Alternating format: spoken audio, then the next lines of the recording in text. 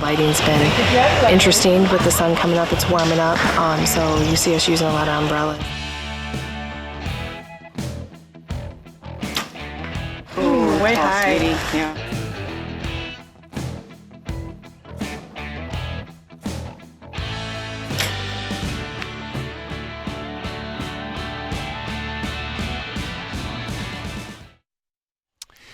All right, Nathan, we got to look at some of the action there from these ladies in the woods. Let's run through those standings one more time. What are we looking at?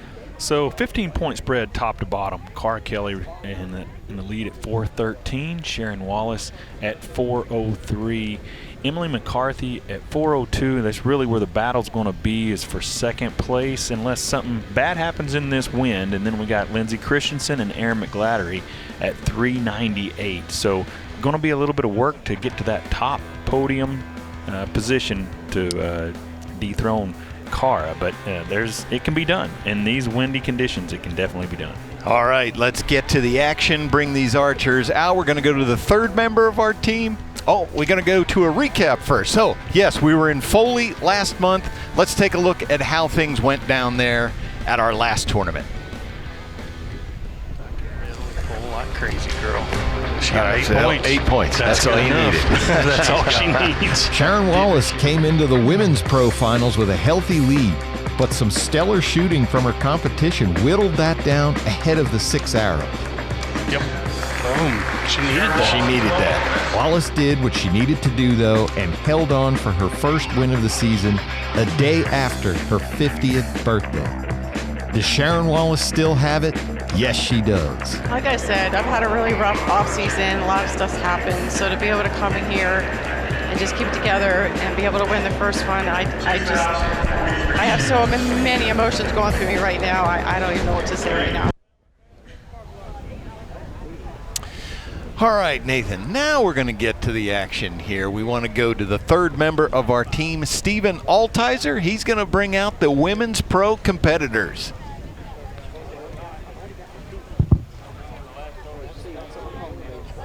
All right, guys, you got me?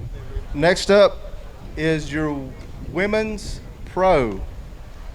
5th place from Marsden, Saskatchewan. Shooting for Hoyt with a 398, Erin McGlattery. Yeah.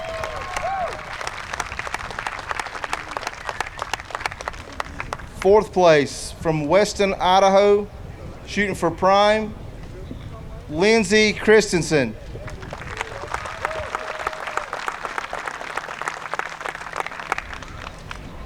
In 3rd place from Wazeeka, Wisconsin, shooting for Matthews, Miss Emily McCarthy with a 402.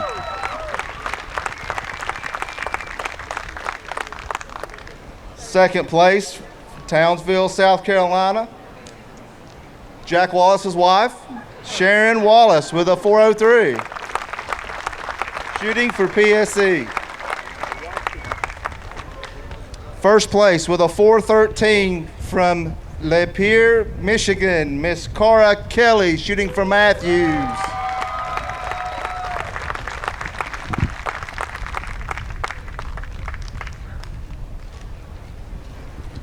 All right, ladies. All right, Nathan. So, as we showed there, Cara Kelly, she just came in here, executed a plan, and she has a commanding lead. Doesn't mean it's a gimme, but the other ladies are going to have some work to do if they want to chip away at that. And as you mentioned, there is a battle for second place. Absolutely. And the thing about this is, with the wind at play, typically the women have lighter arrows. Yeah. And when I say lighter arrows, I mean lighter than what we see with the men's. Right. And so they have more drift they have to overcome. Most of them are shooting a little less poundage. The bows are a little bit lighter. Yes. So all those things are harder for them to have to deal with in these situations. So good look there at Erin. She's shooting a Hoyt. Looks like she's got quite a bit of weight on the bow, but Erin is also typically shooting quite a bit of poundage, and she's shooting the biggest arrows of any of these ladies out here. That's a 25 diameter shaft. Erin McGladdery from Marsden, Saskatchewan. You have to look that up to find it because it is in the middle of nowhere. Emily McCarthy there shooting that black buck. Yeah, Nathan, you mentioned the the weight of the arrows, etc. They're also shooting, they have a lower speed restriction. 280 feet per second is their maximum that they're allowed, plus shorter draw lengths. Everything just makes for slower arrow speeds. First up, we have a 10 there for our leader, Cara Kelly. Yeah, and it does with judging distance. So the difference in 280 feet per second, 295 feet per second. Yeah. That's actually more than what most people would think, especially when you get out at the longer distances. When you're missing a yard, it turns into more than an inch. It could be 2 inches. So that's a nice looking shot there on a long deer.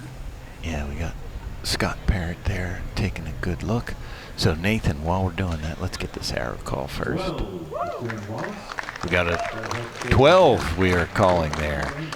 So, yes, Nathan, let's get to the big question. These ladies don't know how far these targets are. If you were watching us earlier, they were known distance. This is unknown distance, which means they must step up there and judge how far these targets are. Yeah, and for a lot of us, it's guess. But I'm telling you, these gals here, they're great yardage judgers. They've looked at these targets a lot. They understand depth.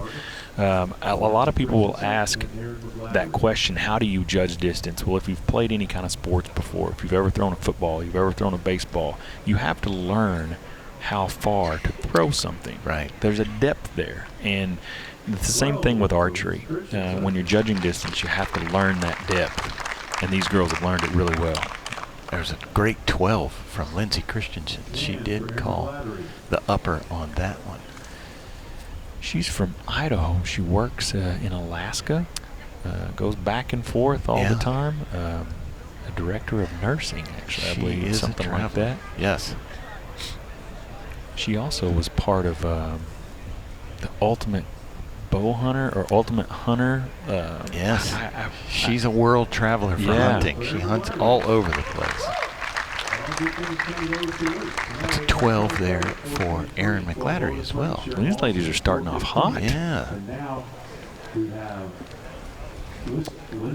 So, we're going to get our scores here. Cara Kelly, 423. Sharon Wallace, 415. Emily McCarthy, Lindsay Christensen, Erin McGladdery, all at 410. Just like that, we have a three-way tie for third. Yeah, we knew this was going to get hot for the second and third place race. And, yep, just like you said, there it is. So that judging distance, like you were talking about, Nathan, that's a great explanation that, hey, how do you know how far to throw that football to hit the receiver?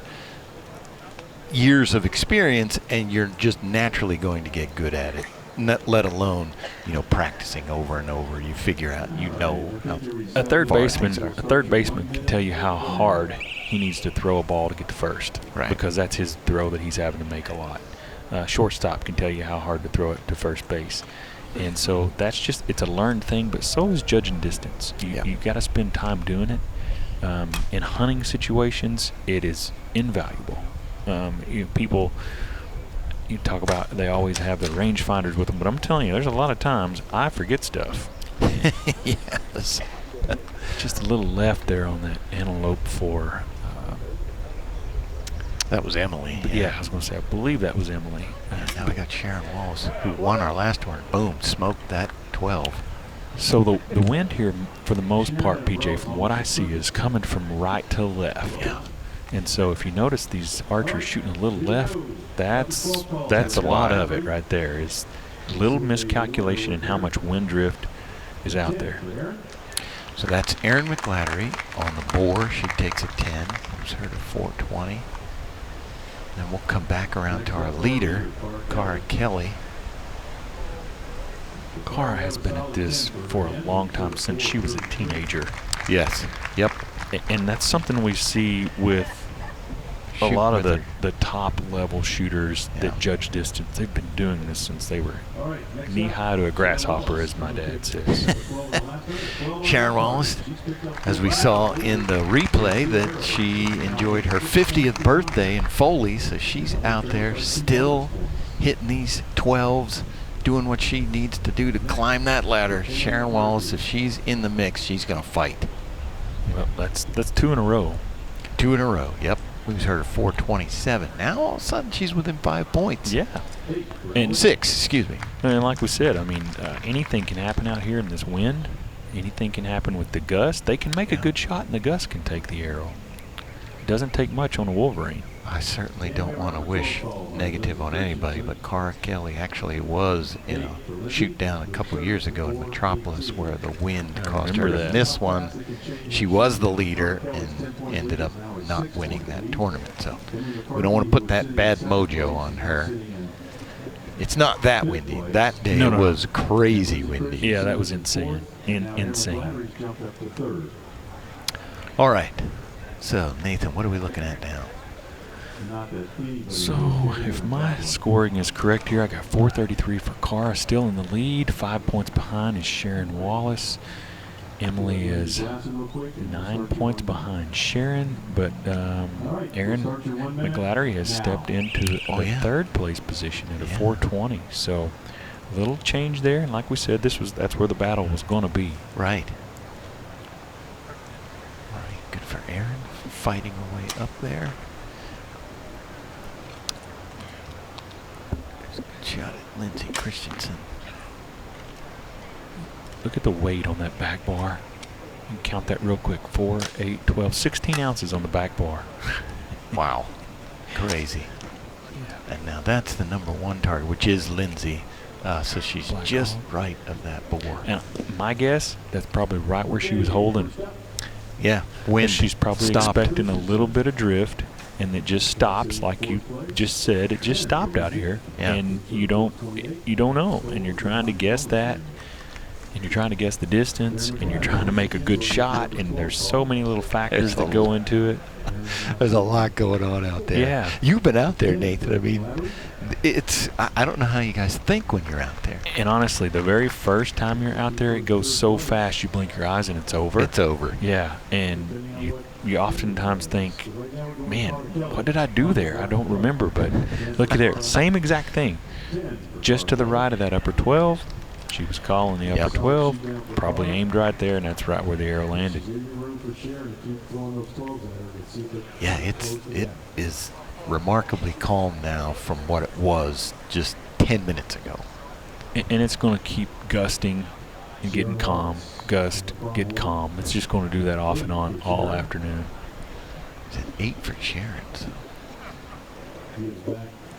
Kind of unusual there. Yeah, that is our longest target, as we mentioned. It's going to move her to a 435. That's Emily there with a 10. She's going to go to 428. All right, we didn't change positions there. Cara Kelly did extend her lead a little bit now, 443, 435 Sharon Wallace, Erin McGlattery at 430, Emily and Lindsay Christensen at 428. Something else these archers are fighting out there that you can't really tell unless we see the field of play over and over, especially when the wind's blowing. It ain't just the wind.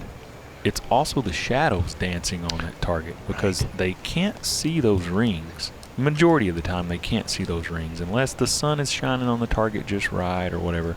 But they can't see the rings, so they're shooting off of maybe a dark spot or a light spot or something they can see on the target, and they're having to hold over to the left or to the right or high or low. They're just using it as a reference. So when the sun is dancing around, you know, the shadows are dancing all over. The sun's not really dancing, but the shadows are dancing. It makes it that much harder. Man, Sharon holds good. Look at that. She just turned 50 years old at a month ago. Yep. And I'm telling you what, that's an amazing hold at 50 years old, man or woman, right there. I guarantee you I could not hold a bow that steady. No question. So Emily, we see she waited there. And now, I mean, it's a good time. There's no wind. She's got Justin Fuller holding an umbrella, but there's no wind right now. It's a good time to shoot. Good form, good push. hold. Watch the push on the bow when she shoots the shot. Coming straight She forward. call upper? She did not call upper. I didn't hear the cheer. Usually Yeah, I if you hit a bonus ring, there's going to be a cheer, so I'm guessing not. Didn't see that cone out there, but probably in that situation, she'd waited a while. She had to make that shot go. So she might have held up more towards the center anyway. Yep, so that was at 10. She did not call that, so she's going to go to 438. Next up, Lindsay Christensen next. That's a 10 for her. Also 438.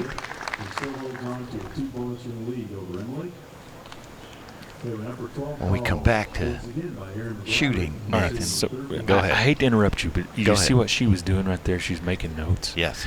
So when you are given your 5-minute time to go out and judge targets, you got to write all that down on your notepad because you got to be able to move through this quickly. Yes.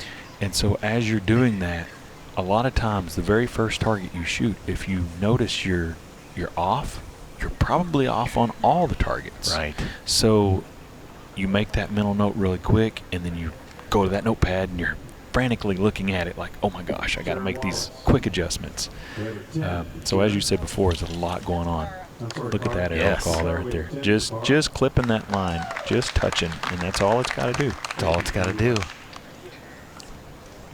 Yeah, that was a good point there, as we saw Lindsay. Well, I mentioned Write that before, down. it goes so fast. Yeah. I mean, it's just a blink and it's over. It seems like it takes a while if you're watching it, but it's really fast if you're an archer. So that looks like good to me. Yeah, I was going to say.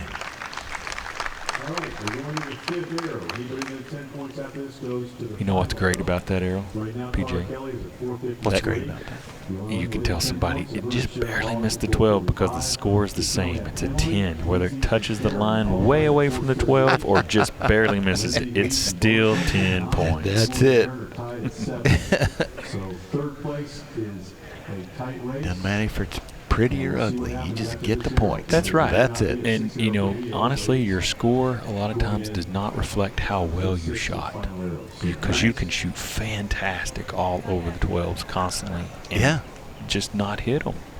For sure. And then you can slop arrows all in the 10 all day long and accidentally hit several 12 rings and shoot a pretty decent score. All right, there is a look at our leader, Cara Kelly. She is looking determined and focused. She wants her first win of the year.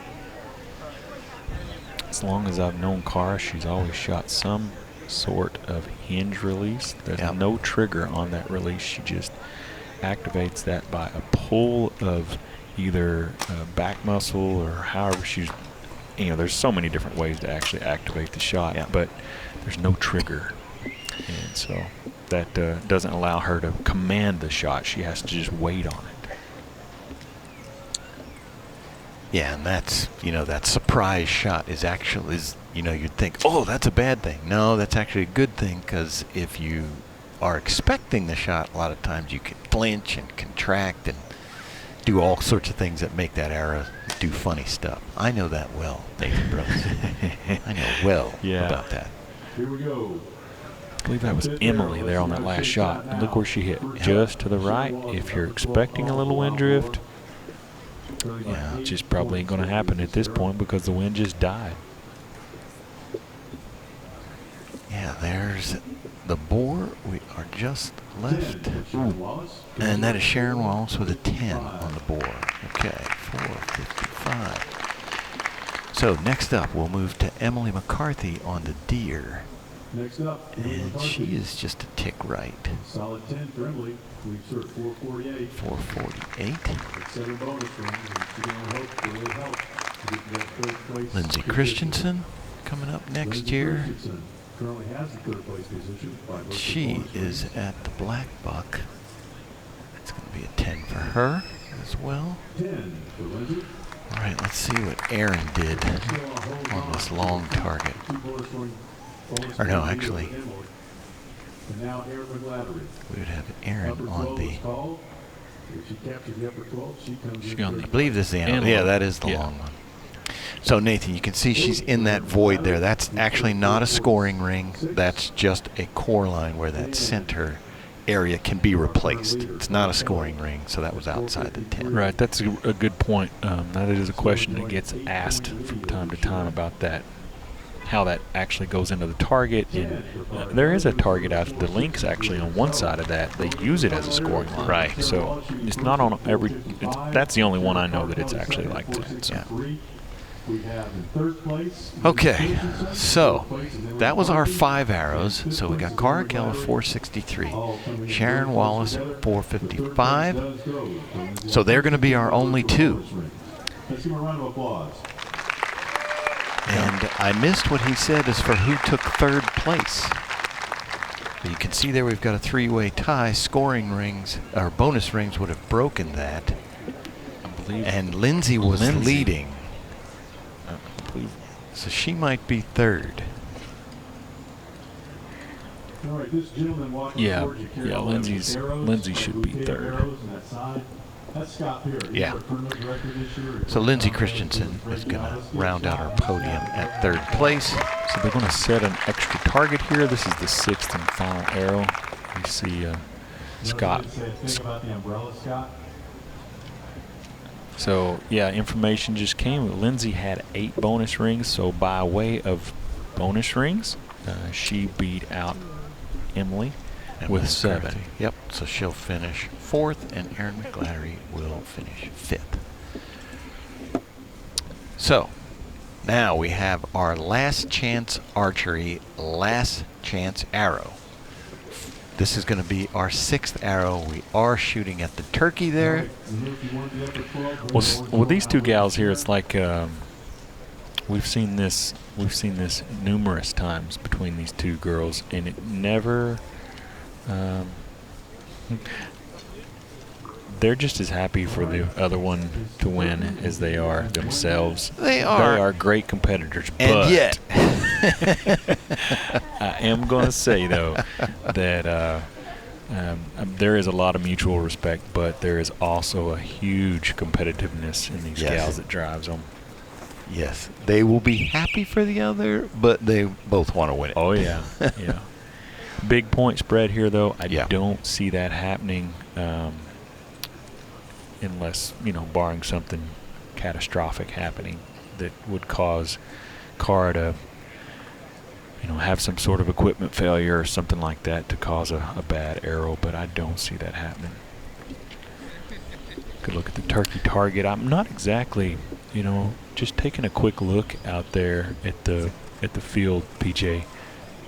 It's a medium to long distance for the turkey target. Yeah. That's about a 4-inch 10 ring. If you look at the 8 ring gets smaller on the turkey than, say, even the boar, hog, or most other targets Yeah. have a bigger 8 ring, but the 10 ring stays consistent. It's a Right. 4-inch 10 ring, roughly. And those 12s are they're a little bit bigger than a quarter, maybe a Yes. 50-cent piece. Yeah. Yeah, so that kind of gives you a good reference as to what each one of these targets look like, but it's how you manage your mistakes. First up, Sharon Wallace, currently 8 On these points. courses, you always want to make sure you shoot double digits. You don't want to get single-digit scores. Yeah. And so on targets like the turkey, the wolverine, where the 8 ring gets much smaller, you kind of get a little tighter on those Right. because you don't want to make a big mistake. No. But notice that up there in the right-hand corner of that 8 ring, it's got one arrow that's hit the 14 ring. Yep. Earlier, Tim Gillingham hit that. I got a feeling there's going to be arrow close to that in just a little bit. She has nothing to lose. Might as well go Absolutely. for it. She's 8 points back, so A little bit of a gust. didn't like that. Benny Barger there holding the umbrella for her. So what that umbrella is doing is really not it's not shading. Obviously, you can see he's not got it for shade. It's for wind, trying to catch as much wind as there is coming across there so she can make a good executed shot. And it's picking up just a little did bit. pick up. Just under. Hey, another thing about wind that doesn't really get calculated very often, but when there's wind out there, it actually slows the arrow down some too. Yeah. So the longer the distance, the more you have to add to the shot because the arrow is actually slowing down a little bit. Right. So that's going to take her to 463. She has to hit foam, and she would win on bonus rings. So I think she wins. She wins regardless. Actually, yes, exactly. The game is over. Cara Kelly wins. Yeah, but exactly. She could miss. I stand corrected. You're right. She could miss. For novelty reasons, she's gonna take a whack at it, and I got a feeling she's probably gonna try and either shoot it in the 14 or the head. The crowd is yelling. They want her to go for that 14. She's got 1 minute to shoot there. Yes, you are correct. So they're tied right now, but Cara is ahead on bonus ring, so absolutely she could miss. She doesn't need to shoot it, but we want her to shoot it. It's a crowd pleaser. You bet. Got pretty calm. It did. All right. She went for the 10. Very good. Why not? Yeah, there you go. There you Solid go. win. Cara Kelly wins. That's the important thing. Whether the crowd gets to scream and cheer, hey, Cara Kelly gets the win. That's right. Because we mentioned Nathan Brooks here. I mean, there's thousands of dollars on the line here. Mm-hmm. For sure. So she wants to win that to take that home. I guarantee you one thing. When she shot that 10, the crowd may not went crazy, but I'm betting Jason Kelly went crazy. Her husband at home, he's watching. And the kids. That's exactly. Yes. Her dad's here. I saw him earlier, John Fernandez. I'm sure he's out in the audience. So there she is, Cara Kelly, our champion. How does that feel? You cruise to victory. Pretty awesome. I'm not going to lie. I haven't been able to see many targets up in the Great White North. So coming down here, it was kind of roll with hopefully my shots paying off and judging will be good and everything will fall together. So I got to imagine it's got to feel good to come into a finals like that. You just had to not make mistakes, basically. yeah, I mean, of course. But then, you see 12s being popped and, it's like you make good decisions, you stick with your game plan, you do what you have to do, and hopefully bring home the W. So. Well, the wind was a factor, but it also kind of it would gust and it would go away and gust and go away. I noticed it, or it looked like you guys might have been aiming off just a little bit to try and calculate for some of that. Did you do any of that? No, it honestly wasn't that bad, to be perfectly honest. Oh. I opted for sun. I think it was more above us than it was actually on the field. I didn't feel much of anything. Well, there's the shooter's perspective. That's what we needed, PJ. Yeah. All right, Cara, congratulations. First win of the 2023 season. Excellent. Congratulations. Thank you Congrats. so much. And I just want to say thank you so much to my husband, my family, all your support. I wouldn't be here without you guys. So. Yeah, we just mentioned that they probably went crazy. They probably did. There's probably a party in Michigan right now. Yeah, congratulations. Thank you. All right, congratulations to Cara Kelly there. Folks, don't go anywhere. We will be back here at Fort Benning. Next up, we are going to bring out our senior pro competitors. Don't go anywhere. Check your